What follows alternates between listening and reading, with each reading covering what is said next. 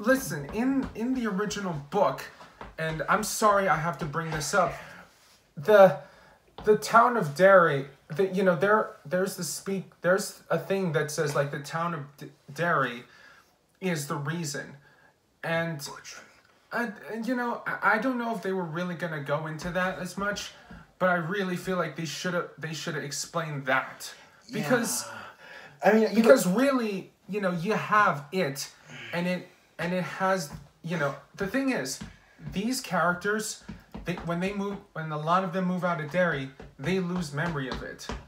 So yeah, and the closer they get to Derry, the more they remember. Like they start, when they go to this Chinese place, they have these hallucinations that their fortune cookies are turning into spiders or whatever. So the closer they go to Derry, and since Mike's been living in Derry most of his life, he has stronger memories of it. That's something that I thought was nice, and that was a nice touch. Like the more you stay in this town, the more memories you have of it. Well, that was a nice touch. That was pretty much. That was in the book too. Yeah. So. Well, the thing is, I like to quote. You watch Zero Punctuation, Ben Croshaw? A little bit. Here's a quote from him. We have in the first movie, a little kid gets brutally murdered, and that's shocking. But in this movie, like 5 little kids get brutally murdered, and I like to quote Ben Croshaw from Zero Punctuation. That's the thing with shock. Once it happens every 5 minutes, it stops being special. Okay, you have all these kids which are nothing but fodder who die just for the sake of shock value. I think that one kid with the skateboard, it was. I think because Bill was there, and he lost Georgie several years ago. He feels. There's a kid with a skateboard in the book. I don't. It was a 1,000-page book. It's hard to remember. He did. Yeah, he's like, because of Georgie, who died back when he was a kid. He feels that responsibility to warn other people about it, or Pennywise or anything. And, his death, sparks this whole climax that they end up going back to the house on Neibolt Street to, once again, conquer it once and for all. Yeah, and at the end of the day, they kill him with the power of courage. Like the plot. That's the plot for every JRPG ever. You save the world by discovering the true power of friendship / courage. I honestly don't. It's always the plot for every RPG ever is you save the world by discovering the true power of courage. In the movie's defense, I really don't know how. I really wasn't sure how they were going to end it like in a proper way, because I think the problem with an ending about like a book about this manifestation of people's fear is that you can either go the physical way, which in the miniseries they do, or the way that like this weird kind of way where it's I can understand why it's a cop-out, but like I think they were trying to do was go through like this mental idea of we're not scared of you. We can make you small, at the very and that sort of thing. They learn that the power of courage, like by calling him a clown or whatever. They say, we're not scared of you. You're nothing. He feeds on people's insecurities, so they feed him by showing bravery. Here's the thing. Well, in the first movie, they were able to have that cake and eat it too. Yeah. In the second movie, I'm not sure. In the second movie, I didn't think they want to do it again, but they wanted to like kind of make it in a way that where the adults now have to deal with it differently. Which doesn't include punching in the face. Okay, that's kind of the problem, because it's just like, we're not scared of you. The kids did it in a way where I think was like very logical anyway. Yeah. The adults did it in a way that the kids would do it, and it's just like very, really weird. Like here's what I don't get. At the end, like I said, they kill him with the power of courage or whatever. This ridiculous cop out. Mike, the black guy, has this like this Native American burial jar that he learned. Speaking of which, the ritual of Chud in the book was in the book, and they did it as the kids. Oh, yeah. And this, and like the way they did it here with the adults, I mean, it was a cool twist, but you know, then again, you know, it's a supernatural. You're supposed to give up the things that. How does it work? Like you're supposed to give up the things that are important to you, that are precious to you. Yes. Okay. These things that they give up would have been more precious to them as kids. Now that they're in their 30s, these things shouldn't be as precious to them. I thought it would require like a blood sacrifice in order someone would have to kill themselves and they would have to lose a loved one. Yeah, it's real complicated. I remember a book or a yearbook, a middle school yearbook that's been signed by the only person who's ever liked you, has a lot more emotional attachment to you when you're 12 years old than when you're 38 or 39, whatever. The point is, this wasn't. A lot of these happened during flashbacks, and kids are easier to scare than adults, so it would have made more sense if they killed them when they were kids. Like how about have a new kid who's like 10 years old whose little brother just been murdered, and get that kid to realize that that you can't let, or that courage is what saves you. That wasn't what happened in the book. Well, then change it so it makes sense for the movie. Okay. I think what they did with this, I think the way they wanted to bring this is that, these people are now grown up.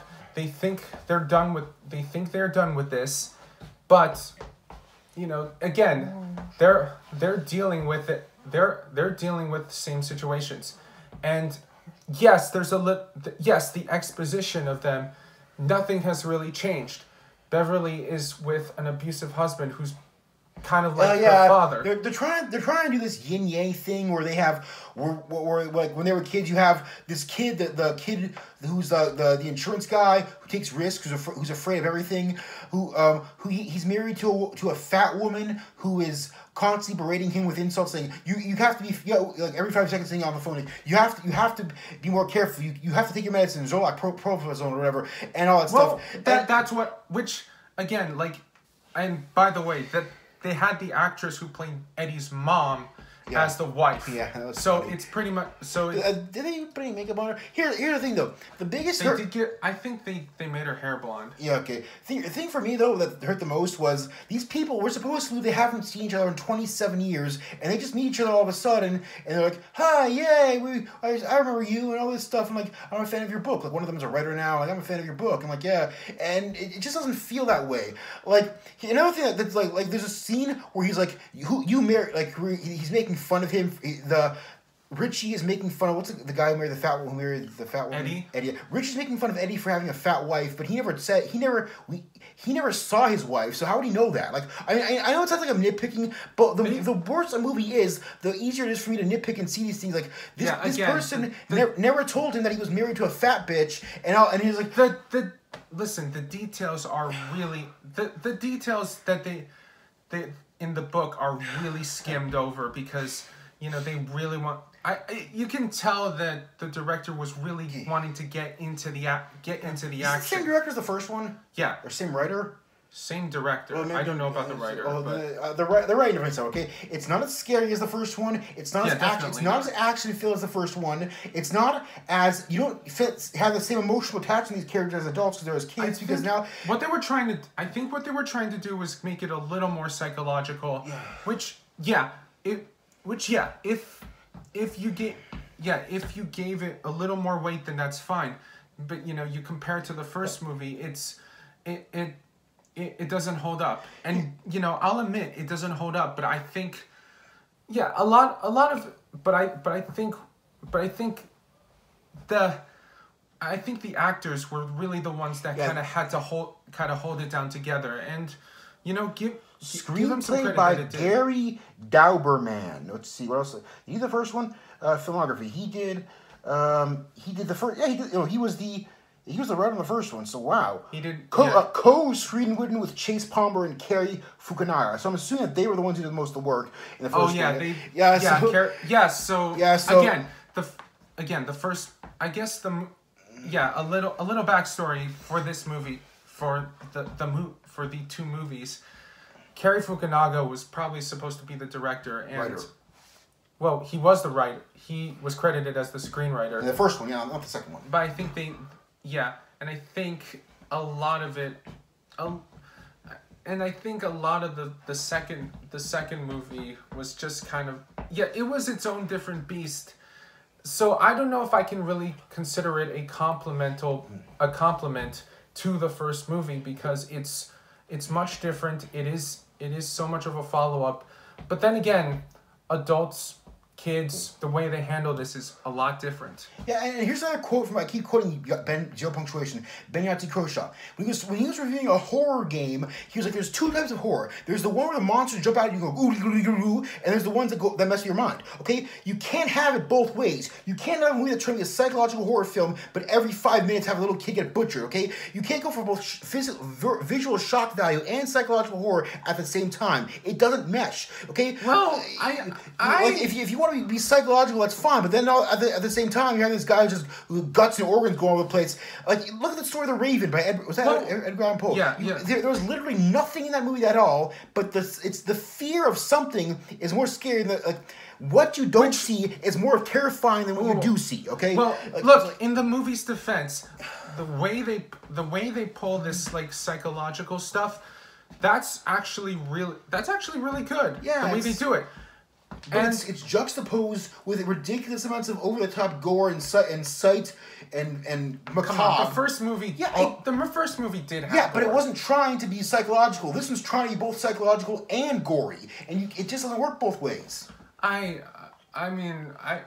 Okay, let's if in The Raven by Edgar Allan Poe, if in The Raven at the very last second a giant tentacle monster with fangs and that spit out acid attacked him, that would defeat the purpose of it, because it's the ultimate psychological thriller story. That what you don't see is more terrifying than what you do see. I think, yeah, but